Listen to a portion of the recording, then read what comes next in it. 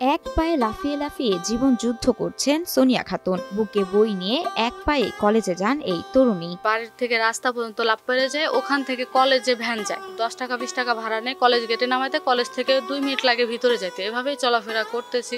মাত্র 2 বছর বয়সে ট্রেনে কাটা পড়ে একটি পা হারিয়েও থেমে যাননি সোনিয়া। স্বপ্ন পূরণে এক পায়ে এগিয়ে চলছে প্রতিনিয়ত। রেল দুর্ঘটনায় চাচি মারা গেলেও ভাগ্যক্রমে বেঁচে যান তিনি। তবে একটি পা কাটা পড়ে সোনিয়ার। আমার যখন 1 থেকে 1.5 বছর বয়স, তখন আমার পা কাটা যায়। ছোটবেলা থেকে আমি এক পায়ে হাঁটতাম, আমি কখনো 2 পায়ে হাঁটি নাই। এক পা হারালেও থেমে থাকেনি তার জীবন। পড়াশোনায় দেননি কোনো ছাড়। কখনো নিজের এক পায়ে, আবার কখনো মায়ের কোলে চেপে স্কুলে গিয়েছেন সোনিয়া। যখন বৃষ্টি হতো তখন আমি চলাফেরা করতে পারতাম না, আমার আম্মু আমাকে কোলে করে দিয়ে আসছে। এক পায়ে চললেও মাঝে মাঝে যন্ত্রণা দেয় এই পাও। অসহ্য ব্যথা পোহাতে হয় সোনিয়াকে। আমার পাটা পেকে যে হাড়টা আছে ওর ভিতর থেকে ক্যালসিয়াম জাতীয় কিছু একটা বের হয়ে আসতো, তখন আপনার প্রচন্ড ব্যথা হতো। ওই জায়গাটা এরম হয়ে আছে, ওই জায়গাটা পাইকে যায়, ওই জায়গা যখন পাইকে যায় সেখন খুব চিলাচিলি করে। ওই নেবারে ওই হাড়ের মুখ, ওই মুখটা টেরা হয়ে যায়, মুখটা টেরা হয়ে যাওয়ার ভিতরে যা কিছু আছে ওগুলো তেমন বাইর হয়ে যায়। ছোটবেলা থেকেই নানা মুখে নানা কটূক্তি শুনলেও মায়ের উৎসাহে পড়াশোনা চালিয়ে গেছেন সোনিয়া। আমার আম্মু যদি পাশে না থাকতো তাহলে হয়তো আমি এত দূর আসতে পারতাম না। মা, আমি স্কুলে যাবো, তুমি স্কুলে যাবে বাবা?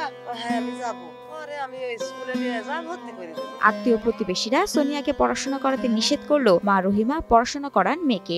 এই সমাজ, এই গ্রাম আমার কোনোদিন 10 টাকা দিয়েও সাহায্য করেনি। মায়ের দিন মজুরির টাকায় কোনো মতে খেয়ে না খেয়ে দিন পার করছেন সোনিয়ার পরিবার। বাবা অসুস্থ থাকায় মায়ের আয়ে পড়াশোনা চালিয়ে যাচ্ছেন সোনিয়া। আমার পড়াশোনার খরচ আম্মু মানুষের বাসায় কাজ করতো, ধানের চাউলে কাজ করতো, রাস্তায়ও কাজ করছে, বিলেও কাজ করছে। কাজ করে করে যে জায়গায় লাগবে 10 টাকা সে জায়গায় হয়তো 2 টাকা দিয়ে চলাইছে। এভাবে আমার পড়াশোনাটা আম্মু চালাই যাচ্ছে। মানুষের বাসায়, ধানের জমি, রাস্তায় সব ধরনের কাজ করেই সংসার চালান সোনিয়ার মা রহিমা বেগম। 21 বছর ধরে এমন কঠোর পরিশ্রম করে মেয়ের স্বপ্ন পূরণের রাস্তা তৈরি করছেন এই মা। একটার থেকে একটা খাটি, একটার থেকে একটা ধানের সাতালে খাটতেছি, একটা মানুষের বাড়ির কাজ করতেছি। যেটুক সময় পাই একটা মানুষের খেতা সেলাই করি, যেটুক সময় একটা ল্যাব সেলাই করি, হয়তো একটা বকরি বাগিলে একটা পুষি।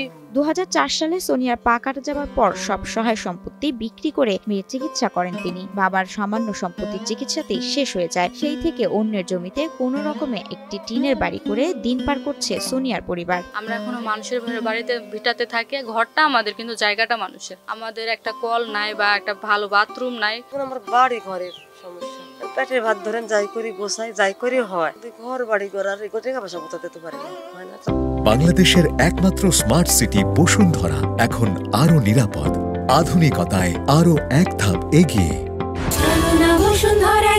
শত বাধা পেরিয়ে সোনিয়া ডিগ্রির 2য় বর্ষে পড়াশোনা চালিয়ে যাচ্ছেন। সোনিয়ার স্বপ্ন শিক্ষিকা হবেন তিনি। আমার ছোটবেলা থেকে স্বপ্ন ছিল আমি ডাক্তার হব, কিন্তু আমার বাবা মার টাকা পয়সা না থাকার কারণে আমি সেটা হইতে পারিনি, পড়তে পারিনি। তবে আমার এখন ইচ্ছা আছে আমি বালিকা স্কুলের মাস্টার হব। ভিটেমাটি, বাড়ি ঘরবিহীন দরিদ্র পরিবারের মেয়ে সোনিয়া টাকার অভাবে একটি কৃত্রিম পা কিনতে পারেননি। তাই কৃত্রিম পা হলে জীবন সহজ হতো বলে মনে করেন সোনিয়া। আমার একটা পায়ের দরকার, আমার একটা পা হলে সবথেকে সুবিধা হয়। এরই মধ্যে সোনিয়াকে প্রতিবন্ধী কার্ড করে দেওয়া হয়েছে। তার বাড়িতে নতুন টিন দিয়ে মেরামত করে দেওয়া হবে। এর পাশাপাশি পড়াশোনা শেষ হলে চাকরির জন্য উপজেলা পরিষদ থেকে সার্বিক সহযোগিতা করা হবে বলে জানান উঠিয়া উপজেলা নির্বাহী অফিসার AKM নূর হোসেন নির্ঝর।